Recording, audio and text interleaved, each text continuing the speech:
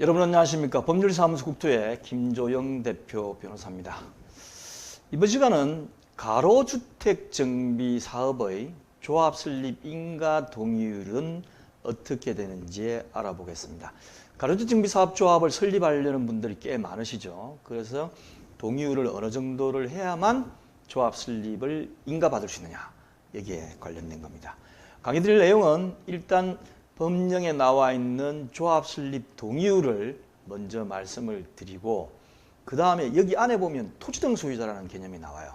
그래서 그 개념도 거슬러 올라가서 다시 설명을 드리겠고, 마지막으로 복리시설이 나옵니다. 그리고 복리시설이 이 개념이 어떻게 되고 복리시설 동의율은 어떻게 계산하느냐, 이거 굉장히 중요하죠. 그래서 여기에 관해서 말씀을 드리겠습니다. 이 강의는 24년 동안의 경험을 가지고 제가 말씀을 드리겠고, 그 다음에 매일 저녁 9시에 유튜브에 업로드 되는데 유튜브 오른쪽에 있는 화살표 부분을 하시면 설명이 나옵니다. 거기에 보시면 소규모주택 정비사업 관련된 강의, 그 다음에 다른 강의도 다 묶어놨기 때문에 보실 수 있도록 편리하게 해놨습니다. 먼저 가로주택 정비사업 조합 설립 동의율을 보겠습니다. 정비사업 법령 해설집에 나와 있는 조문을 보면 여러분들이 쉽게 이해하실 수가 있어요. 핸드폰으로 가로로 세워서 보시는데, 뉘어서 보시는데 혹시 그래도 안 보이시는 분을 위해서 제가 확대를 해드리겠습니다. 자, 보시면 빈집 및 소규모주택 정비에 관한 특례법 23조입니다. 가로주택 정비사업의 토지등 소유자는 조합을 설립하는 경우 토지등 소유자, 이 개념에 대해서는 좀 이따 설명드리겠습니다.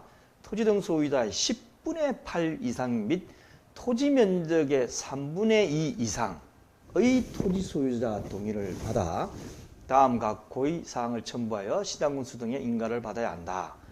이 경우 사업시행구역의 공동주택, 단독주택, 제가 이미 다 설명드렸습니다. 공동주택은 각 동별 구분 소유자의 과반수 동의를 받고, 복잡해지기 시작하죠. 각 동별 구분 소유자의 과반수 이상을 받고, 이렇게 되어 있어요. 각 동별 구분 소유자의 과반수 동의를 받고, 공동주택 외의 건축물은 해당 건축물이 소재하는 전체 토지 면적의 2분의 1 이상의 토지등 소유자 동의를 받아야 한다. 그러면서 각 동에 대해서 복리시설의 경우에는 주택단지의 복리시설 전체를 하나의 동으로 본다라고 되어 있고, 공동주택의 각 동별 구분 소유자가 5명 이하인 경우에는 제외한다라고 되어 있어요. 뭐 이렇게 복잡합니까? 예? 복잡해요. 복잡하죠. 자, 그래서 이게 무슨 말씀인지 제가 이제 먼저 맥을 짚어드리면, 가로주택 정비사업 안에는 단독주택도 있고 공동주택도 있다는 전제하에서 이렇게 해놓은 거죠. 만약에 우리는 전부 공동주택만 한다 그러면 신경을 덜 써도 됩니다. 그리고 그 공동주택 단지 안에 복리시설이 들어가 있는 경우가 있을 수가 있어요. 복리시설에 대해서 설명드리겠습니다. 일반적으로는 뭐 부대복리시설 이렇게 얘기하죠. 상가 같은 경우에 얘기하는데, 그런 게 들어가 있을 경우는 또 다르게 해라는 거죠. 첫째, 우리는 아무것도 없고 주택만 있고 공동주택이다. 그럼 아주 심플하게 가면 됩니다. 그런데 소유자 숫자를 10분의 8 및 토지 면적의 3분의 2 이상. 도시 및 주거환경정비법상의 재건축 재개발은 어떻게 되어 있죠? 4분의 3입니다. 근데 여긴 또 10분의 8을 해놨어요. 뭐 이렇게 복잡하게 만들어 놓을까요? 다 이유가 있겠지만 어쨌든 그렇습니다. 그래서 일반적으로 그렇게 받고, 그 다음에 각 동별로 공동주택이 여러 개의 동이 있을 경우에는 어떻습니까? 동별로도 받고, 공동주택 외에 다른 거 있을 때는 다른 것도 또 받고, 이렇게 하도록 만들어 놨어요. 그래서 복리시설 있는 경우 공동주택이 있는데 5개 이하인 경우는 동별 요건을 받을 필요가 없고. 잘 이해 안 가십니까? 설명하면 제가 쉽지는 않은데, 첫째, 전체에 동의율이 있고, 그 다음에 건물별로 동의율이 있고, 이제 됐죠? 건물별로 동의율이 있고, 그 다음에 그 안에 상가 같은 복리시설의 경우는 상가 같은 복리시설만 여러 개가 있더라도, 점포가 여러 개가 있더라도 한 개로 치고, 그 다음에 공동주택이 5인 이하인 경우에는, 5명 이하인 경우에 소유자가 동별 요건은 따로 안 받고 전체만 하면 될 수 있도록 되어놨어요. 그래서 다시 한번 요거를 보겠습니다. 설명을 드릴게요. 그리고 개념하에 좀 보시면 나을 거예요. 가로주택 정비사업 소유자 조합 설립할 경우에 토지 등 소유자, 이건 전체입니다. 전체 토지 등 소유자의 어떻게 되죠? 어떻게 되어 있습니까? 10분의 8 이상. 10분의 8 이상 플러스 토지 면적의 3분의 2 이상. 토지 등 토지 소유자의 그걸 받아야 됩니다.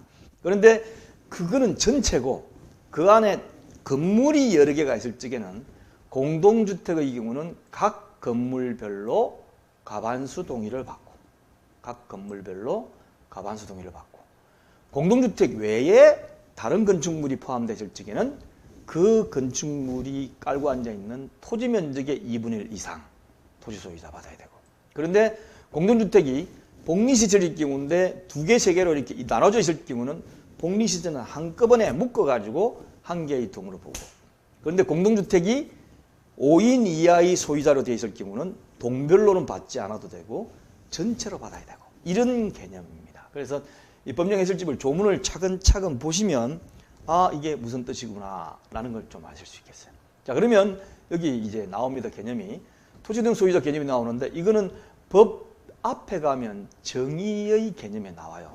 어떻게 되어 있냐면 토지 등 소유자가 무언가에 관해서 등대법 그 앞에 정의 있는 6호에 나오면서 자율주택 정비사업, 가로주택 정비사업 또는 소규모 재개발 사업은 사업 시행구역에 위치한 토지 또는 건축물의 소유자, 그 다음에 해당 토지의 지상권자라고 됩니다. 이거는 도시 및 주거환경 정비법상 재개발하고 비슷해요. 그래서 여기는 토지만 가진 자, 건축물만 가진 자, 또 토지하고 건축물을 다 가진 자, 지상권자, 다 토지 등 소유자의 개념이 들어가도록 되어 있습니다. 그래서 가로주택 정비사업은 재건축 사업하고 비슷한 게 아니고 재개발 사업하고 비슷하게 생각하셔야 돼요. 재개발 사업하고. 그런 개념을 가지고 하셔야 됩니다.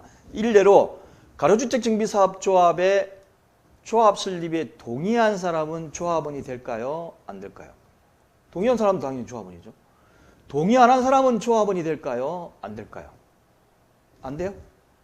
가로주택 정비사업에 동의하지 않은 사람은 조합원이 됩니다. 그러니까 재개발하고 비슷한 거예요. 그래서 요 범주에 넣어놨습니다. 요걸 이제 옛날에 도시 및 주거환경 정비법상의 가로주택 정비사업에 들어가실 때하고 혼동되는 부분들이 있는데 옛날 건 잊어먹으시고 특례법, 신법에 따라 가지고 하셔야만 됩니다. 자 그리고 이제 복리시설의 개념 및 동의율에 대해서 설명을 드릴 텐데 복리시설이 뭐냐에 관해서 제가 해설집에 쭉 써놨습니다. 그래서 이왕 얘기가 나왔으니까 한번 참고로 복리시설이 이런 거구나 라는 정도로 개념을 말씀을 드리겠습니다. 복리시설이란 주택단지의 입주자 등의 생활복리를 위한 놀이터, 근린생활시설, 이제 흔히 얘기하는 상가죠. 유치원, 주민운동시설, 경로당, 종교시설, 판매시설 중 소매시장 및 상점, 그 다음에 교육연구시설, 노의자시설, 수련시설, 업무시설 중 금융업소, 지식산업센터, 사회복지관, 주민공동시설 등 주택법 시행령에 규정된 공동시설을 말한다고 되어 있는데 우리가 흔히 접하는 것은 어떨까요? 놀이터, 그 다음에 상가라고 얘기하는 점포, 유치원, 그 다음에 노인정 같은 게 있으면 노인정, 뭐 그 정도. 종교시설도 마찬가지. 이런 것들은 한꺼번에 뭉뚱그려 가지고 일개동으로 봐가지고 그 일개동의 동의율만 충족하면 된다는 의미로서 지금 개념을 잡아놓은 겁니다. 자 그러면 이 복리시설의 동의율 제가 지금 말씀드렸지만 어떻게 해당하느냐. 아파트 단지의 동의율을 예를 든다면은 동별로 건물별로 과반수 동의를 얻어야 하는데 상가 등은 한 개의 상가 건물에 구분 소유자가 5명이 있는 경우도 있고 또 다른 상가가 있어가지고 1명이 있는 경우도 있을 거예요. 이럴 경우는 각 동별로 1명이 있는 상가 건물에 과반수 받으러 그러면 전체를 다 받아야 되기 때문에 한 사람이 완전히 땡깡을 부려버리면 조합 설립이 안 돼요. 그래서 상가 건물은 전부를 다 합쳐가지고 1개동으로 쳐서 그 숫자를 전부 다 합한 다음에 그런 다음에 복리시설 전기를 하는 상가에 과반수 동의만 받으면 된다. 이 얘기를 써놓은 겁니다. 이해하시겠죠? 그 다음에 동별 구분 소유자가 5 이하인 경우는 어떻게 되느냐. 아파트는 그렇지 않은데 연립주택이나 다세대 주택 같은 경우는 공동주택이면서 알계동의 구분 소유자가 5개 이하인 경우도 있습니다. 5인 이하입니다. 이거는 세대수를 얘기하는 것이 아니고 소유자 수를 얘기하는 거예요. 그래서 소유자가 그 동에 2개, 3개를 가지고 있으면 바로 옆에 있는 동은 소유자가 6명인데 이 동은 소유자가 4명일 수가 있습니다. 그렇지만 사람 숫자로, 구분 소유자의 숫자로 따졌을 때 5 이하인 경우에는 그 동은 과반수 받을 필요가 없다. 왜냐하면 숫자가 적은데 과반수 받으려면 어느 몇 사람이 땡깡 부려버리면 이것도 안 되잖아요. 그래서 동별 요건은 빼고 대신 그 숫자만큼 전체에 포함은 시켜가지고 그 전체 동의율은 충족해야 됩니다. 자, 제가 이렇게 설명했는데도 못 알아들으시면 법령해설집을 차근차근 읽어보실 수밖에 없어요. 자, 이 강의는 제7강좌, 재건축 재개발 제7강좌고 홈페이지 들어가시면 밑에 있는 7강좌 안에 넣도록 하겠습니다. 감사합니다. 내일 9시에 또 뵙겠습니다.